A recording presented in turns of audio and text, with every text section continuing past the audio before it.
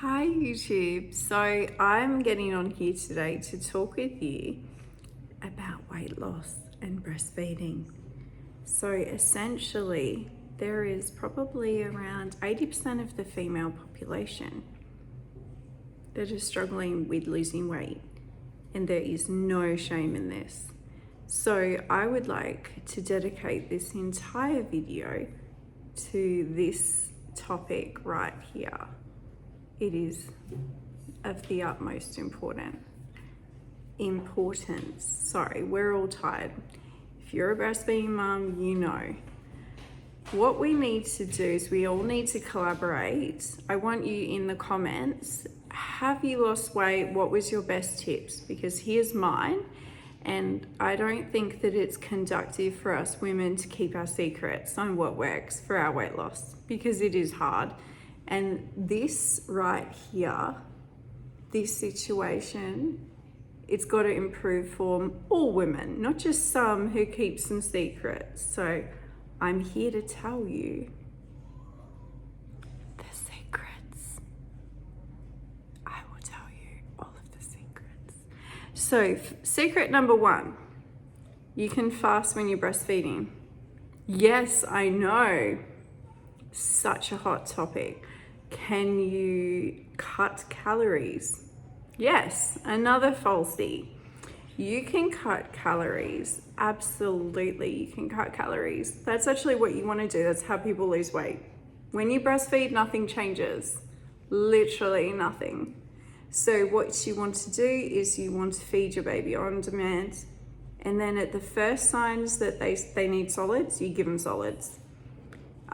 You do not need to put all this pressure on yourself, on people around you, to feel sorry for you when you can't lose weight. You need to find these things out. You need to listen. We all need to help each other. That's important too, but we all need to listen to that intuition that we have. A little tummy saying, oh my goodness, I'm hungry, I need to eat. And then when you are full, you need to, I hope this doesn't come across in a condescending way, but when you're full, you need to stop and you need to check yourself. What is it I really crave? And also, what is it that my body needs? Now, to lose weight postpartum, people, is, yes, I get it. It's mostly a hormonal and a lack of sleep challenge. So first of all, you need to establish some sort of a routine for your baby. They need to have a couple of naps a day, and you also need to set them down and get them on a schedule that will see them sleeping 10 to 12 hours minimum a night. I mean, we all need sleep, and it's the kicker. If for your hormones and full weight loss, to not do that. Another good tip for losing weight breastfeeding is to just really eat high protein foods.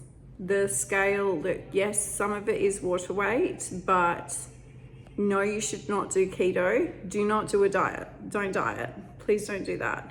To yourself or your family, do not cut carbs to drastic amounts. I'm talking 20 to 50. Don't go below that.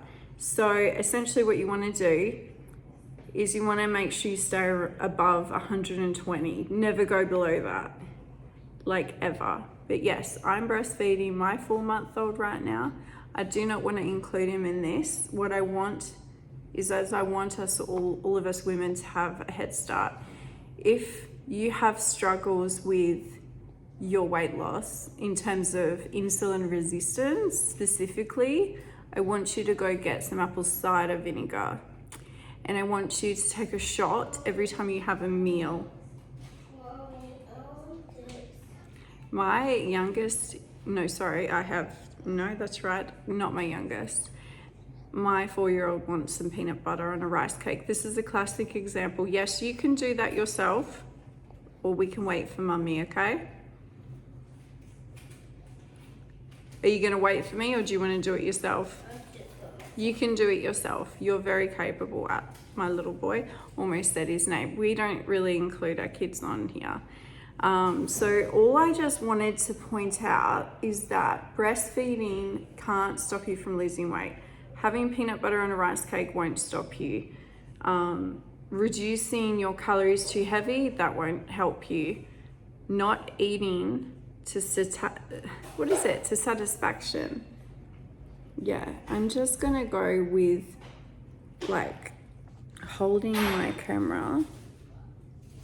Yeah, can you see me? Can you see me here? Okay, so you need to basically, essentially, keep calories at a moderate level. What you want to do is you want to get a scale and you want to weigh yourself every day. This sounds like eating disorder territory, I know, but bear with me. The reason why you do this is because what you need is consistently seeing what works.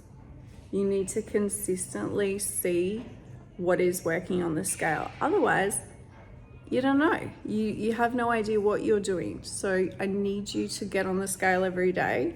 Take shots of apple cider vinegar. That will help.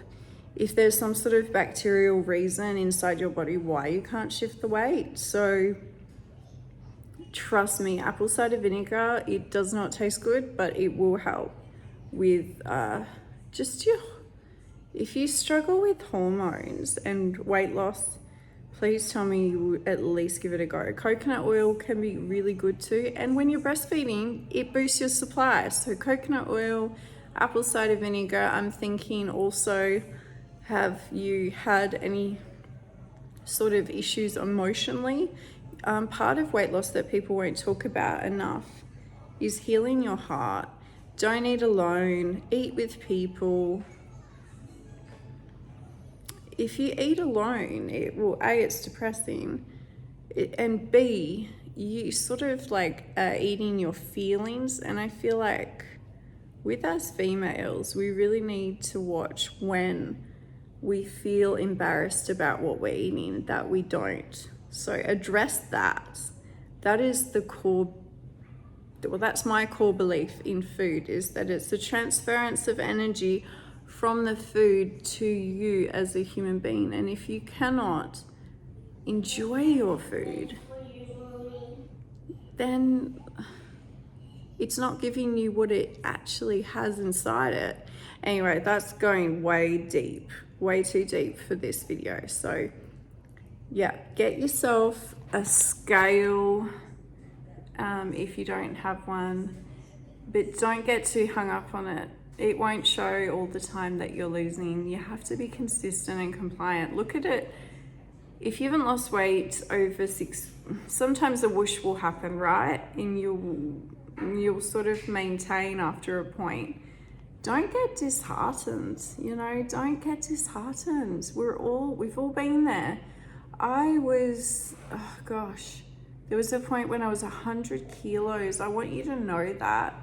I want you people watching my channel, I want you to know that you can be 100 kilos. We've all struggled. We just don't want to admit it sometimes. I am currently sitting at, and I only disclaim how much I weigh so that you guys can learn that it takes time.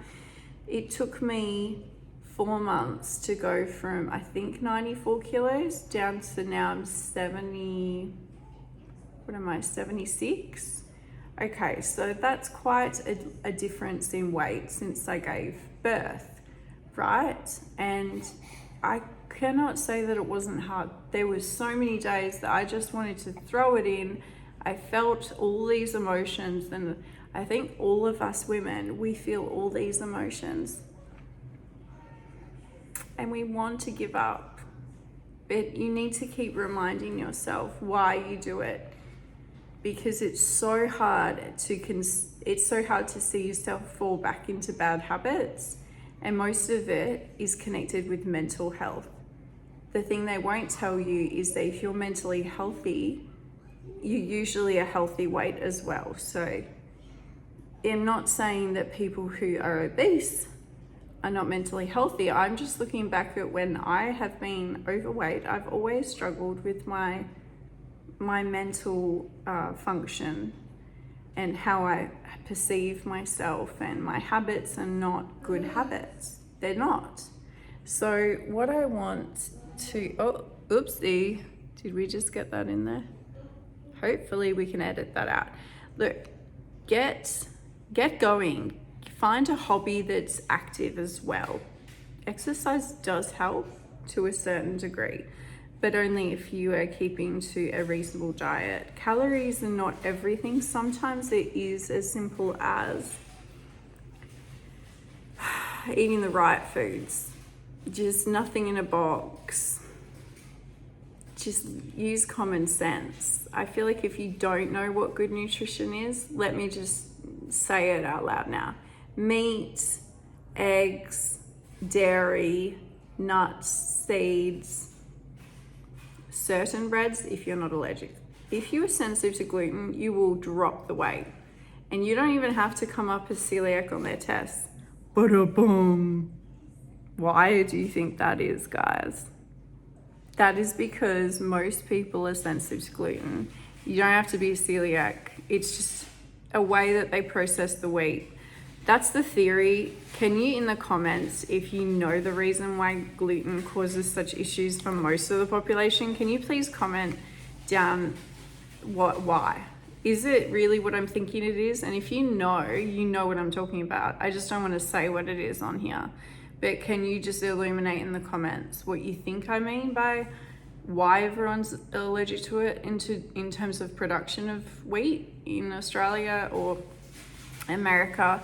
Anyway, so I'm gonna go out on a limb here and say that most people are deficient in probably iron, and they're probably also deficient in protein. Can you be deficient in protein? I'm just gonna say sorry, I'm almost done filming, but go get some more high protein foods. And then remember, don't drop carbs. Don't. It won't work. So increase protein, yes, but not at the expense of having fruit and veg. Don't forget fruit and sugars and some sort of bread you can tolerate. But yes, good luck losing the weight, everyone. It is hard. If you feel like you have any more questions, you feel free to drop them in the comments below. But for right now, we're just gonna have to say bye because we're gonna get this little guy down. So see ya.